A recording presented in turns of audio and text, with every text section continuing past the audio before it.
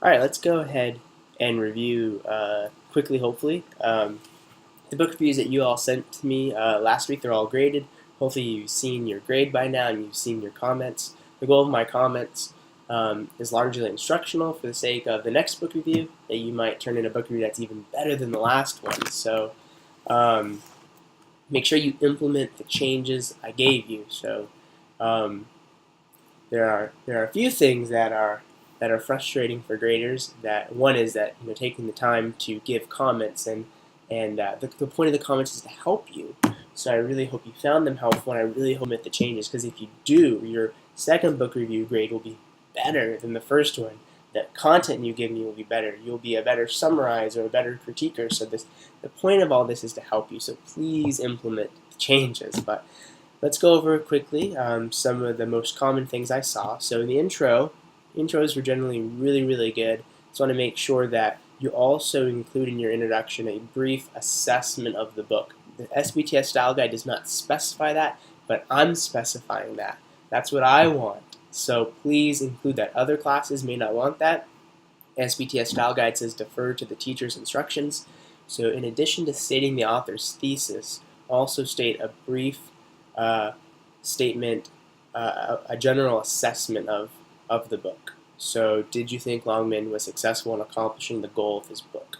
So, and then the third thing, so I want the thesis of the book, your general assessment, and I want an introduction that's well crafted, right? Free of grammatical and spelling errors. So, a lot of the grammatical things I saw, they weren't technical things, they weren't like, I really wasn't too technical on like split infinitives or things like that. Just basic things, issues of clarity that can be easily detected if you proofread. So please make sure you're proofreading your work. If you did and you still had some comments I put like typos or grammatical errors or something like that, make sure you have somebody else proofread your work. It's easy when you're reading your own work just to read it quickly and not to be diligent to observe. I do the same thing. So it's helpful to have somebody else read it. So make sure you do that. As far as the summary, so the point of the summary is, or the main aspect of the summary I'm looking for is focused summary. So the summary needs to be extensive in that it needs to cover the entire book. You need to summarize the entire book. I want all of it summarized. That's what a summary is, right? You're succinctly telling me what the author said. But I don't want that alone. I also want it to be focused. That's what I meant by I don't want to play by play. I want it to be tailor-made to the thesis. So the thesis of this book on page 9 and 13, page 9 says the goal or the purpose of the book, or his prayer, is that he might teach us how to understand the Psalter better. Page 13 he says his goal is that we would love the Lord more by means of understanding the Psalter better. So it's a twofold goal. The goal is that we would love the Lord. Now the avenue whereby that is achieved is by us understanding the Psalter better. So when you're looking at the chapter 1 of Longman's book, Longman talks about genre. An acceptable topic sentence would be something like, Longman teaches his reader the genres of the Psalter in order to deepen their love for the Lord. It's a very simple sentence. It's focused on the thesis, right? And it's summarizing everything I'm going to say in the paragraph. I'm going to only talk about genre in this paragraph because that's what Longman talks about. And it's focused to the thesis because the thesis is to deepen our love for the Lord.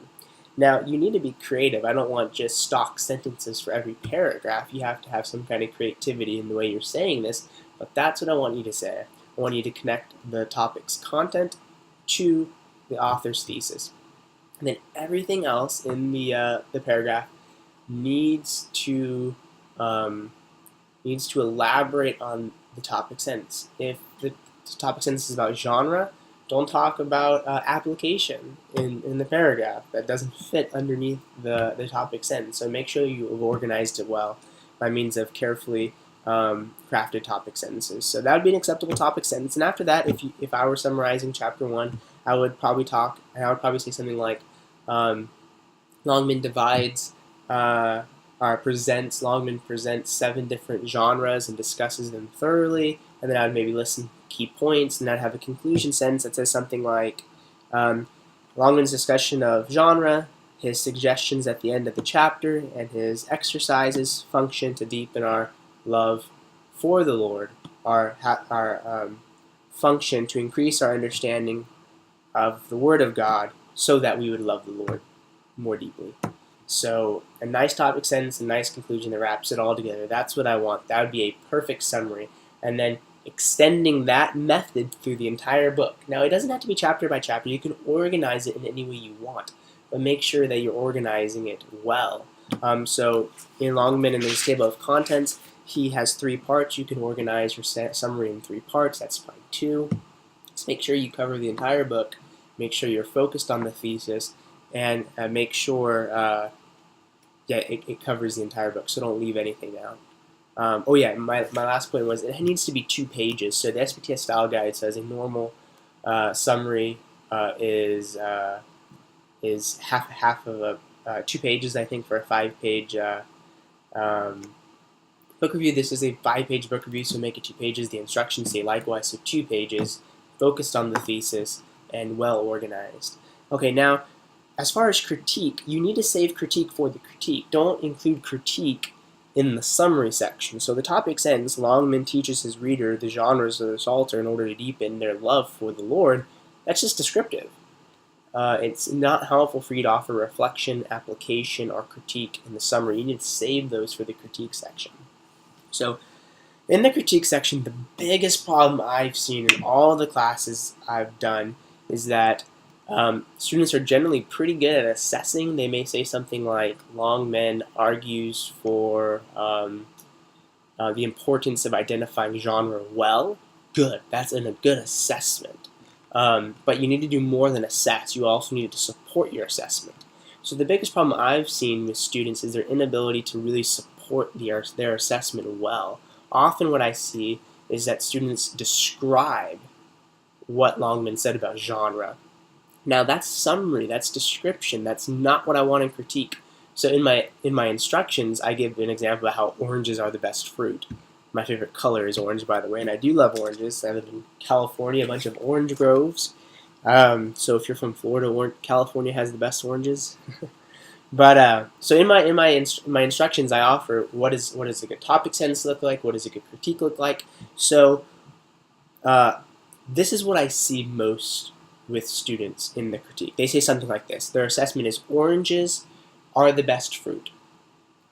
And then to support that statement, they say something like they are orange, or they are round, or they are firm, or whatever. They describe the orange. Well, that's not persuasive. Telling me oranges are the best fruit, and then telling me that they're orange, describing the orange doesn't do the trick. It's the same way when we say Longman argued for or discussed how to identify a genre as well. Like that's a good assessment, but then to simply describe what he said doesn't do the trick. Why not? Because with the orange example, to say oranges are the best fruit and then to say they're orange, they're round, you need to make the connection between round and the best. So you need to give some kind of outside information. Is there some kind of logic to the fact that round equals best? Scientific study that says, juicy fruits are the best fruits, or have you done an empirical study and seen that the juiciest fruits are typically the best fruit, or the juiciest fruits are often the most bought at the store, or something like that? Like, you got to give me some extra information that connects the fact that oranges are the best fruit to the fact that they are round. Simply saying they're round doesn't do the trick because you're just describing. You need to show me why does a fruit being orange mean that they're going to be a better fruit or something like that. So hopefully that's helpful. The biggest problem I see in students is they say oranges are the best fruit, and then they say they're round. Or for this context, they say Longman argued for his presented a helpful discussion on genre, and then they just describe what he discussed. Well, that's not helpful. You need to make the connection. What was it that he said was helpful, and why was it helpful? And support that statement by means of showing what would have been the danger if he didn't do this? What would be weak about this? Did he anticipate counter arguments? Did he use scripture well? And not just telling me, yeah, he did, and let me tell you what he did, but support it. Support saying, oh yeah, he cited John chapter 17, and Luke 24 also reinforces this idea, and things like that. That's what I'm looking for. So that is the biggest problem, and if I said that on your if I made comments like that on your book review, don't be discouraged, or be encouraged. It's a very common problem, but if you can really understand how to critique well, you'll be a better evangelist, you'll be a better disciple maker, you'll be a more sharp tool in the Lord's hands. So please strive to improve in that area on the next book review. Typically, conclusions were really done well. You need to state the thesis, and again, wrap up the review, give me a general assessment again. The last major thing that I see with most book reviews are they're wordy, they're verbose. So I'm only going to offer just a quick suggestion about how to be less verbose, how to be clear. So when you write a sentence, you need to think very clearly, what is the subject of the sentence? Is it Longman? Is it the book? Is it the reader? What is the subject? And then, what is the verb?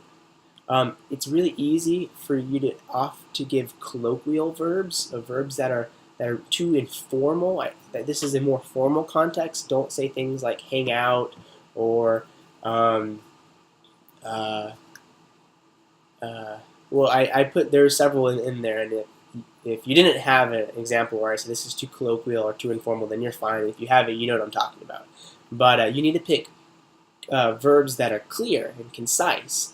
And then you need to think about, is there an object to this verb? Longmen is the subject, argued is the verb, and then there is no object. You say, Longman argued well. That's just an adverb. That's a very clear sentence. Sentences become less clear when you add dependent clauses on everywhere. And they're especially unclear if you have dependent clauses and prepositional phrases at the front and the back. And if you do that, your clarity goes down. Another thing that will decrease your clarity if your subject's like 20 words long. So make a very clear, simple subject. Get very clear, precise verbs, and at most have one dependent clause attached to your sentence. So you have an independent clause. Longman argued well. That's independent. If you say in his discussion of genre, that's an adverbial clause. That's describing the verb. That's telling me what specifically did he argue well. His chapter on genre. That's good, but don't add 10 other things onto it. Don't add dependent clauses and adverbial phrases. That will decrease your clarity, and especially if you're using colloquial verbs and your subjects are very long.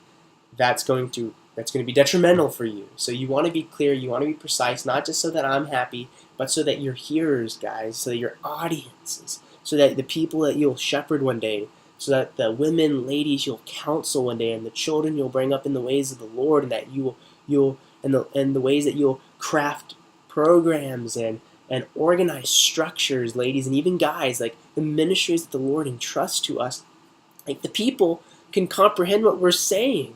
We want to be clear, we want to be sharp, we want to be precise.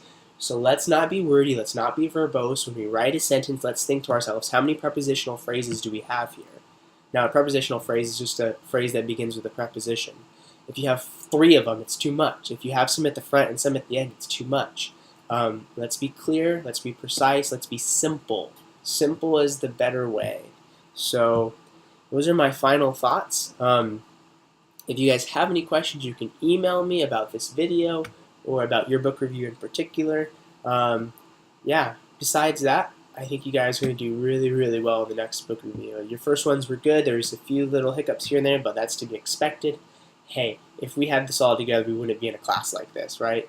We are all learners. We are all growing, so don't be discouraged. You are on a path to become a more faithful servant of the Lord by using your time and your skills that God's entrusting and it has entrusted to you. So be encouraged, guys. Hope all's well. You can email me, okay?